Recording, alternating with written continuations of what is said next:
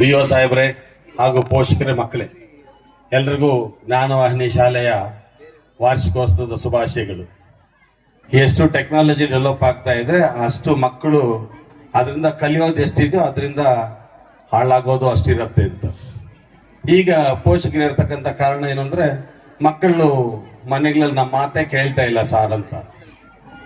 ನೀವು ತಪ್ಪು ತಿಳ್ಕೊಬೇಡಿ, ಯಾರು ಇಲ್ಲಿ ಯಾರ ಮಾತು ಯಾರು ಕೇಳ್ತಿದ್ದೀರಾ? ಪೋಷಕ ಕರೆಕ್ಟಾಗಿ ಹೇಳಿ.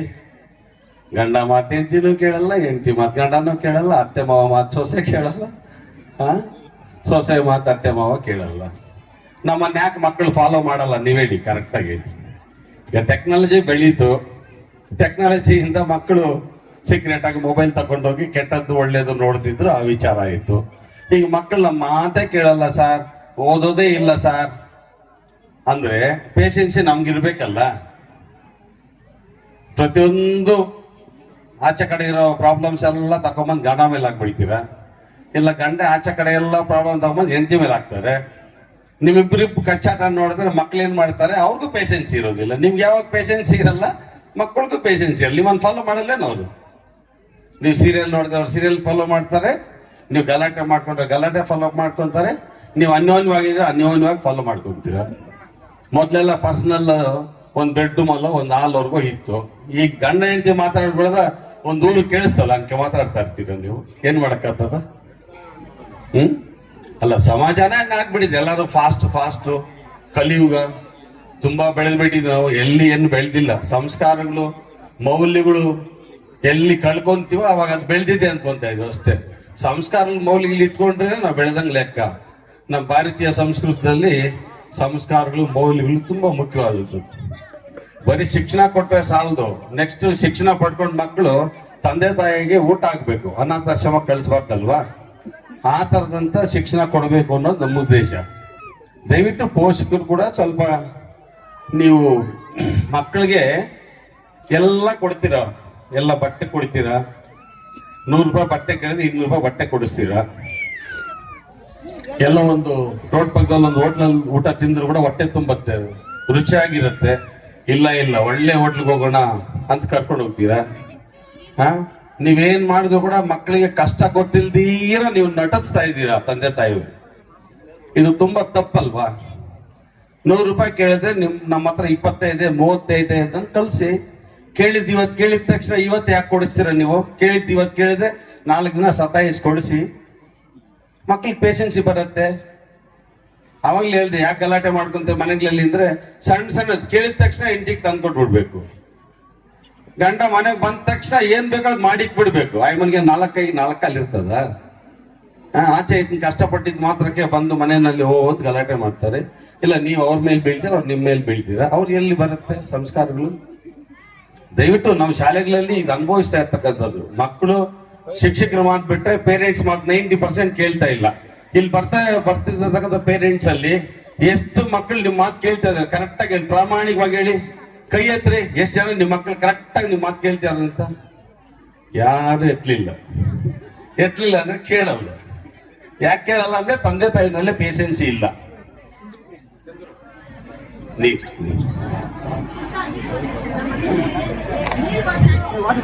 ದಯವಿಟ್ಟು ಮಕ್ಕಳನ್ನ ಶಾಲೆಗಳ ಮೇಲೆ ನೀವೆಷ್ಟು ಅವಲಂಬಿಸ್ತಾ ಇದ್ದೀರಾ, ಪೋಷಕರ ಮೇಲೆ ಕೂಡ ಮಕ್ಕಳು ಅಷ್ಟೇ ಅವಲಂಬಿಸ್ತಾರೆ.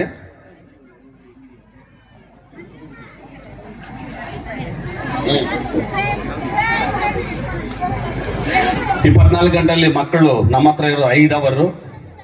ಅಕಸ್ಮಾತ್ ಮನೆಯಿಂದ ಸ್ಕೂಲ್ಗೆ 1 ಅವರ್ ಬರ್ತಾರೆ, 1 ಅವರ್ ಹೋಗ್ತಾರೆ, 7 ಅವರ್ ಆಯ್ತು. ಇನ್ ರಿಮೈನಿಂಗ್ ಅವರ್ಸ್ ಎಲ್ಲಿರ್ತಾರೆ? ಮಕ್ಕಳು ನಿಮ್ಮ ಮನೇಲಿ ಇರ್ತಾರೆ. 24ಅಲ್ಲಿ 7 ಅವರ್ ಹೋದ್ಮೇಲೆ ರಿಮೈನಿಂಗ್ ಅವರ್ಸ್ ಎಷ್ಟಿದೆ ನಿಮ್ಗೆ ಗೊತ್ತಿದೆ. ಅದರಲ್ಲಿ 8 ಅವರ್ ಬಿಟ್ರೆ ಇನ್ನೆಷ್ಟು ಅವರ್ ನಿಮ್ಮ ಹತ್ರ ಇರ್ತಾರೆ ನೋಡ್ಕೊಳ್ತೀವಿ. ಅದರಲ್ಲಿ ನೀವು ಎಷ್ಟು ಅವರ್ ಅವ್ರನ್ನ ಕೂಡ್ಸಿ ಓದಿಸ್ತಾ ಇದ್ದೀರಾ, ಬರೆಸ್ತಾ ಇದ್ದೀರಾ ನೋಡಿ. ಒಂದ್ ಕಾಲಕ್ಕಿತ್ತು ಜಸ್ಟ್ ಪಾಸ್ ಆದ್ರೆ SLC ನಲ್ಲಿ ಸಾಕು, PUC ಪಾಸ್ ಆದ್ರೆ ಸಾಕು, ಡಿಗ್ರಿಲಿ ಪಾಸ್ ಆದ್ರೆ ಸಾಕು ಅಂತ. ಈಗ 0.1% 2% ಕೂಡ ತುಂಬಾ ಇಂಪಾರ್ಟೆಂಟ್ ಇದೆ. ಕಾಂಪಿಟೇಷನ್ಸ್ ಹಂಗಿದೆ. ನಿಮ್ಗೆ ಎಜುಕೇಶನ್ ನಲ್ಲಿ ಮಲ್ಟಿ ಆಪ್ಷನ್ಸ್ ಇದೆ, ಜಾಬ್ಸ್ ಅಲ್ಲಿ ಮಲ್ಟಿ ಆಪ್ಷನ್ಸ್ ಇದೆ. ನಿಮ್ ಮನೆ ಮುಂದೆ ಒಳ್ಳೆ ಶಾಲೆಗಳು ಬಂದಿದೆ, ಒಳ್ಳೆ ಕಾಲೇಜ್ಗಳು ಬಂದಿದೆ, ಒಳ್ಳೆ ಟೆಕ್ನಾಲಜಿ ಕಲಿಸ್ತಕ್ಕಂಥ ಅವಕಾಶಗಳು ನಿಮ್ಮ ಮನೆಗೆ ಮುಂದೆ ಬಂದಿದೆ. ಪ್ರಪಂಚದಲ್ಲಿ ಒಳ್ಳೆ ಅವಕಾಶಗಳು ಸಿಕ್ಕಿದೆ ನಿಮ್ಗೆ. ಜಾಬ್ ಅಲ್ಲಾಗ್ಬೋದು, ಶಿಕ್ಷಣದಲ್ಲಾಗ್ಬೋದು, ಪ್ರತಿಯೊಂದಲ್ಲಾಗ್ಬೋದು. ಆದ್ರೆ ಪೇಷನ್ಸಿ ಅನ್ನೋದು, ಸಭ್ಯತೆ ಅನ್ನೋದು ನಮ್ಮಲ್ಲಿ ಇಲ್ಲ. ದಯವಿಟ್ಟು ಅದನ್ನ ಕಲ್ಸ್ಕೊಡಿ ಮಕ್ಕಳಿಗೆ. ಸ್ಕೂಲಿಂದ ಬಂದ ತಕ್ಷಣ ಏನ್ ಮಾಡ್ತೀರಾ, ಪಾಪ ಈಗ ತಾನೇ ಸ್ಕೂಲಿಂದ ಮತ್ತೆ ಆಟ ಆಡಕ್ ಬಿಡಿ ಅಂತ ಹೇಳ್ತೀರಾ. 4 ಗಂಟೆಗೆ ಆಟ ಆಡಕ್ ಹೋದ್ರೆ ಮಗು ಕತ್ಲಾಕವರೆಗೂ ನಿಮ್ ಮನೆಗೆ ಬರಲ್ಲ, 6 ಗಂಟೆವರೆಗೂ ಮನೆಗೆ ಬರಲ್ಲ. ನೀವೇನ್ ಮಾಡ್ತೀರಾ, ಬಾರೋ ಬಾಮ್ಮ ಬಾರೋ ಬಾಮ್ಮ. ನೀವು 4 ಸಾರಿ ಕರೆದು 5ನೇ ಸಾರಿ ಅಲ್ಲವರು ರೋಡಲ್ಲಿ ಇರಲ್ಲ, ಮಗು ಪಕ್ಕದ ಗಲ್ಲಿಗೆ ಹೋಗ್ಬಿಟ್ಟಿರುತ್ತೆ. ಇವ್ ಕರೀತಾ ಇರ್ತಾರೆ ಸಿಕ್ತಿರ ಹೊಟ್ಟೋಗ್ಬೇಕು ಅಂತ. 6 ಗಂಟೆಗೆ ಬರ್ತಾನೆ, ಅದು ಇದು ಆಟ ಆಡಿರ್ತಾನೆ, ಸುಸ್ತಾಗಿರ್ತಾನೆ. ಬಂದ ತಕ್ಷಣ ಏನೋ ಒಂದು ಹೋಮ್ವರ್ಕ್ ಕೊಟ್ಟಿರ್ತಾನೆ, ಗಬ ಗಬ ಗಬ ಅಂತ ಬರ್ದು ಬಿಡೋದು. ಮಮ್ಮಿ ಟೈಮ್ ಆಯ್ತು, ಹಶ್ವಾಗ್ತದೆ, 8 ಗಂಟೆಗೆ ತಿಂದ 9 ಗಂಟೆಗೆ ಮಲಗಿದ. ನೀವು ಅದು ಇದು 12 ಗಂಟೆವರೆಗೂ ಟಿವಿ, ಇನ್ನೊಂದು ಮತ್ತೊಂದು. ನಿಮ್ ಕೆಲಸ ಏನೋ ನಿಮ್ದಿರುತ್ತೆ ಪಾಪ, ನಾವು ನಿಮ್ಮನ್ನ ಬ್ಲೇಮ್ ಮಾಡಲ್ಲ. ಬೆಳಗ್ಗೆ 6 ಗಂಟೆ ಆದ್ರೂ ಎದ್ದೇಳಲ್ಲ, ಮಕ್ಳು 7 ಗಂಟೆ ಆದ್ರೂ ಎದ್ದೇಳಲ್ಲ. ಎದ್ದು ಸದ್ಯಕ್ಕೆ ಅರ್ಜೆಂಟ್ ಟೈಮ್, ಬಸ್ ಟೈಮ್ ಎದ್ದು ರೆಡಿಯಾಗಿ ಹೋಗ್ಬಿಟ್ರೆ ಸಾಕು, ನಿಮ್ಗೆ ಅದೇ ದೊಡ್ಡ ವಿಷಯ. ಕಳ್ಸ್ಬಿಟ್ಟಿದ್ವ, ಅಯ್ಯೋ ನಮ್ ಡ್ಯೂಟಿ ಮುಗ್ದೋಯ್ತಪ್ಪ, ಸ್ಕೂಲ್ ಕೊಟ್ಟೋದ ಮಗು. ಪಾಪ 5 ಗಂಟೆಗೆ ಎಷ್ಟು ಜನ ಎಬ್ಬಿಸ್ತಾ ಇದ್ದೀರಾ ಮಕ್ಕಳನ್ನ? ಕರೆಕ್ಟ್ ಆಗಿ ಹೇಳಿ, 5 ಗಂಟೆಗೆ ಎಷ್ಟು ಜನ ಎಬ್ಬಿಸಿ ಓದಿಸ್ತಾ ಇದ್ದೀರಾ? 1 or 2 ಪೇರೆಂಟ್ಸ್ ಕೂಡ ಇಲ್ಲ. ಅದನ್ನೇ ಹೇಳಿದೆ, ಪೇಷನ್ಸ್ ಇಲ್ಲ ಅಂದ್ರೆ ಅದನ್ನ ಏನ್ ರೆಸ್ಪಾನ್ಸಿಬಿಲಿಟಿ ತಗೊಂತ ಇಲ್ಲ ಪೇರೆಂಟ್ಸ್ ಅಂತ. ಮಗು ಶಾಲೆಯಿಂದ ಬಂದ ತಕ್ಷಣ ಕೈಕಾಲ್ ಮಕ್ಕ ತೊಳಿಯಪ್ಪ, ಏನಾದ್ರು ತಿಂಡಿ ತಿನ್ನಪ್ಪ, ಇಲ್ಲ ಹಾಲು ಕುಡಿಯಪ್ಪ, ಹೋಮ್ವರ್ಕ್ ಎಲ್ಲ ಕೊಟ್ಟರು ಬರೀ ಅಂತ ಹೇಳ್ರಿ. 5-6 ಗಂಟೆವರೆಗೂ ಬರೀತಾರೆ. ಅಷ್ಟೊಂದು ಸ್ವಲ್ಪ ಹೆಚ್ಚು ಕತ್ಲೆ ಆಗತ್ತೆ, ಫ್ರೆಂಡ್ಸ್ ಯಾರು ಸಿಗಲ್ಲ. 6 ಗಂಟೆ ಮೇಲೆ ಒಂದು ಅರ್ಧ ಗಂಟೆ ಫ್ರೀ ಬಿಡಿ, ಮೊಬೈಲ್ ಕೊಡಿ ಅಥವಾ ಟಿವಿ ನೋಡಕ್ ಹೇಳಿ, ನಿಮ್ ಜೊತೆಲಿ ಫ್ರೆಂಡ್ಶಿಪ್ ಬೆಳೆಸ್ಕೊಳಕ್ ಹೇಳಿ. 6-6:30 ಓದಕ್ ಹೇಳಿ, 8:30-9 ಗಂಟೆ ಓದ್ಕೊಳಕ್ ಹೇಳಿ. ಬೆಳಗ್ಗೆಯಿಂದ ಸಾಯಂಕಾಲ ಮಾಡಿದ್ರು ಏನ್ ಟೀಚರ್ಸ್ ಪಾಠಗಳನ್ನ ಓದ್ಕೊಳಕ್ ಹೇಳಿ. 9 ಗಂಟೆಗೆ ಊಟ ಮಾಡಿಸಿ ಬೇಗ ಮಲ್ಕೊಡ್ರಪ್ಪ ಅಂತ ಹೇಳಿ. ಬೆಳಗ್ಗೆ 5 ಗಂಟೆ ನೀವ್ ಹೆಂಗು ಎದ್ದೇಳ್ತೀರಾ. ಸುಮಾರು ಜನ ಎದ್ದೇಳಲ್ಲ ಅನ್ಕೊಳ್ಳಿ, ಅಲ್ಲಿಗ್ಲೆಲ್ಲಾದ್ರೆ ಪಾಪ ಕೆಲಸ ಎದ್ದೇಳ್ತಾರೆ. ಟೌನ್ ಅಲ್ಲಿ ಆಲ್ಮೋಸ್ಟ್ ಅಲ್ಲಿ 5:30-6 ಗಂಟೆ 6:30-7 ಗಂಟೆ ಕೂಡ ಎದ್ದೇಳ್ತಾರೆ ಕೆಲವರು. ಮಕ್ಕಳನ್ನ 5 ಗಂಟೆಗೆ ಎಬ್ಬಿಸಿ ಕೈಕಾಲ್ ಮಕ್ಕ ತೊಳಿಸಿ ಮತ್ತೆ ಬೆಳಗ್ಗೆ 7-7:30 ಓದೋದನ್ನ ಕಲ್ಸಿರಿ. ಯಾಕೆ ಮಕ್ಳು ಇಂಪ್ರೂವ್ಮೆಂಟ್ ಆಗಲ್ಲ? ಬರೀ ಶಾಲೆಗಳ ಮೇಲೆ ಡಿಪೆಂಡ್ ಆಗೋದು ಕೂಡ ಈಗ ನಿಮ್ಗೆ ನೀವ್ ಎಕ್ಸ್ಪೆಕ್ಟೇಷನ್ ಮಾಡ್ತಕ್ಕಂತ ಮಾರ್ಕ್ಸ್ ಸಿಗೋದಿಲ್ಲ. ಮಾರ್ಕ್ಸ್ ಜೊತೆಗೆ ಈಗ ನಿಮ್ಗೆ ನೋಡ್ತಾ ಇದ್ರೆ ಬೇರೆ ಬೇರೆ ಆಕ್ಟಿವಿಟೀಸ್, ಸ್ಕಿಲ್ಸ್, ಪ್ರೋಗ್ರಾಮ್ಸ್ ಎಲ್ಲ ಕೊಡಬೇಕು. ಈಗ ಮಕ್ಕಳು ಬರೀ ಪುಸ್ತಕ, ಬರೀ ಮಾರ್ಕ್ಸ್ ಕಡಿದ್ರೆ ಸಾಲದು, ಕೈಯಲ್ಲಿ ಕೆಲಸ ಇರಬೇಕು. ಅದನ್ನೇ ಸ್ಕಿಲ್ಸ್ ಅನ್ನೋದು. ಸ್ಕಿಲ್ಸ್ ಸಮೇತ ಈಗ ಶಿಕ್ಷಣ ಕೊಡ್ಬೇಕು ಅಂದ್ರೆ ಬುಕ್ಸ್ ಜೊತೆಗೆ ಬೇರೆ ಬೇರೆ ಆಕ್ಟಿವಿಟೀಸ್ ನ ಶಾಲೆಗಳಲ್ಲಿ ಕೂಡ ಮಾಡಿಸ್ತಾ ಇರ್ತಾರೆ. ಸಮಯ ಎಲ್ಲಿರತ್ತೆ?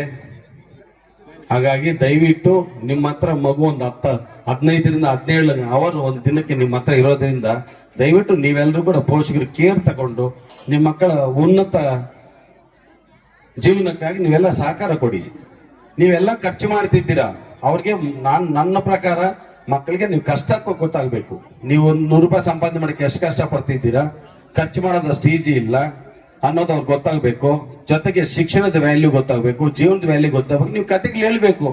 ಮೊದಲು ಮನೆಗಳೆಲ್ಲ ಅಜ್ಜಿ ತಾತ ಇರ್ತಾ ಇದ್ರು, ಅವ್ರ ಕಷ್ಟ ಸುಖ ಎಲ್ಲ ತಿಳಿಸ್ತಾ ಇದ್ರು, ಅವ್ರ ಒಂದಲ್ಲ ಒಂದು ಕಲ್ತ್ಕೊಂತ ಇದ್ರು. ಈಗ ನೀವು ಅವ್ರಿಗೆ ಎಲ್ಲಿ ಹೇಳ್ತೀರಾ? ಕತೆ ಹೇಳಕ್ಕೂ ಟೈಮ್ ಇರಲ್ಲ ನಿಮ್ಗೆ. ಅವ್ರನ್ನ ಒಂದು ಅರ್ಧ ಗಂಟೆ ಕೂಡ್ಸಿ ಅವ್ರಿಗೆ ಹೇಳ್ಕೊಡಕ್ಕೂ ಪೇಷನ್ಸ್ ಇರಲ್ಲ. ನೀವು ಮನೆಗಳಲ್ಲಿ ಒಂದು ಟೈಮ್ ಟೇಬಲ್ ಹಾಕೊಳ್ಳಲ್ಲ. ಶಾಲೆಗೆ ಹೋದ್ರೆ ಸಾಕು, ಇನ್ನೊಂದು 1000 ರೂಪಾಯಿ ಜಾಸ್ತಿ ಕೊಟ್ಬಿಡ್ತೀವಿ ಸರ್, ನೀವೇ ಟ್ಯೂಷನ್ ಕೂಡ ಮಾಡಿ ಕಳಿಸ್ಬಿಡಿ ಅನ್ನೋ ಸ್ಥಿತಿನಲ್ಲಿ ಇರ್ತಾರೆ ನಮ್ಮ ಪೇರೆಂಟ್ಸ್. ಇನ್ನ ಕೆಲವ್ರು ಹೇಳ್ತಾರೆ ಟ್ಯೂಷನ್ ಕಳಿಸ್ತಾ ಇದಾರೆ ಅಂತ. ಇಲ್ಲಿ ಯಾರು ಟ್ಯೂಷನ್ ಮಾಡೋರು ಬೇಜಾರು ಮಾಡ್ಕೊಡಿ. ಇಲ್ಲಿ ಸಬ್ಜೆಕ್ಟ್ ಒಂದು ಟೀಚರ್ ಇರ್ತಾರೆ, ಕ್ಲಾಸ್ಗೊಂದು ಟೀಚರ್ಸ್ ಇರ್ತಾರೆ, 10-15 ಜನ ಶಿಕ್ಷಕರು ಪಾಠ ಮಾಡ್ತಾ ಇರ್ತಾರೆ. ಟ್ಯೂಷನ್ ನಲ್ಲಿ 5ನೇ ಕ್ಲಾಸ್ ಒಂದು 3 ಮಕ್ಕಳು, 7ನೇ ಕ್ಲಾಸ್ ಒಂದು 2, LKG ಒಂದು 3, 10th ಅವ್ರು ಒಂದು 4. 1 hour ಅಲ್ಲಿ ಆ ಟೀಚರ್ ಏನ್ ಮಾಡ್ತಾರೆ ಹೇಳಿ? ನೀವು ಟ್ಯೂಷನ್ಸ್ ಮೇಲೆ ಅಥವಾ ಶಾಲೆ ಮೇಲೆ ಡಿಪೆಂಡ್ ಆದ್ರೆ ನಿಮ್ಮ ಮಕ್ಕಳು ನೀವು ಎಕ್ಸ್ಪೆಕ್ಟೇಷನ್ ಮಾಡಿದಷ್ಟು ಗೋಲ್ ರೀಚ್ ಆಗಕ್ಕಾಗಲ್ಲ. ದಯವಿಟ್ಟು ಪೋಷಕರೇ, ನೀವು ಖರ್ಚು ಮಾಡ್ತಾ ಇದ್ದೀರಾ, ಎಷ್ಟು ಬೇಕಾದ್ರೂ ಕಟ್ತೀವಿ ಅಂತ ಹೇಳ್ತೀರಾ, ಆದ್ರೆ ನಿಮ್ ಕಡೆಯಿಂದ ಸಹಕಾರ ಇಲ್ದಿರ ಬರೀ ಶಾಲೆಗಳ ಮೇಲೆ ಡಿಪೆಂಡ್ ಆದ್ರೆ ಕಷ್ಟ ಆಗತ್ತೆ. ದಯವಿಟ್ಟು ಆಸ್ ಎ ನಾವು ಮ್ಯಾನೇಜ್ಮೆಂಟ್ ಆಗಿ ನಿಮ್ಮ ಹತ್ರ ರಿಕ್ವೆಸ್ಟ್ ಮಾಡ್ತಿದ್ದೀವಿ ಅಷ್ಟೇ. It is not order, only request. ಯಾಕಂದ್ರೆ ಪ್ರತಿಯೊಂದು ಮಗು ಕೂಡ ನಮ್ಮ ಮಕ್ಕಳೇ. ಈ ಪ್ರಪಂಚದಲ್ಲಿ, ಈ ಭೂಮಿ ಮೇಲೆ ನಮ್ಮ ಶಾಲೆಗೆ ಬರ್ತಕ್ಕಂಥ ಮಕ್ಕಳೆಲ್ಲ ನಮ್ಮ ಮಕ್ಕಳೇ ಅಂತ ಭಾವಿಸುವಂತ ಏಕೈಕ ಜೀವಿ ನಮ್ಮ ಶಿಕ್ಷಕರು, ನಮ್ಮ ಮ್ಯಾನೇಜ್ಮೆಂಟ್ ಅವರು. ಯಾರು ಕೂಡ ಬೇರೆ ಮಕ್ಕಳನ್ನ ನಮ್ಮ ಮಕ್ಕಳು ಅಂತ ಇಷ್ಟಪಡಲ್ಲ. ನಮ್ಮ ಮನೆಗಳ ನಮ್ಮ ಮಕ್ಕಳನ್ನ ಅಷ್ಟು ಕೇರ್ ತಗೊಳ್ಳಲ್ಲ. ನಮ್ಮ ಶಾಲೆಗೆ ಬರೋ ಮಕ್ಕಳನ್ನ ಅಷ್ಟೊಂದು ಕೇರ್ ತಗೊಂತಾರೆ ನಮ್ಮ ಶಿಕ್ಷಕರು, ನಮ್ಮ ಮ್ಯಾನೇಜ್ಮೆಂಟ್ ಅವ್ರಿಗೂ ಕೂಡ ನಮ್ಮ ಕಡೆಯಿಂದ ಒಂದು ಹ್ಯಾಟ್ಸಪ್ ಹೇಳ್ಬೇಕು.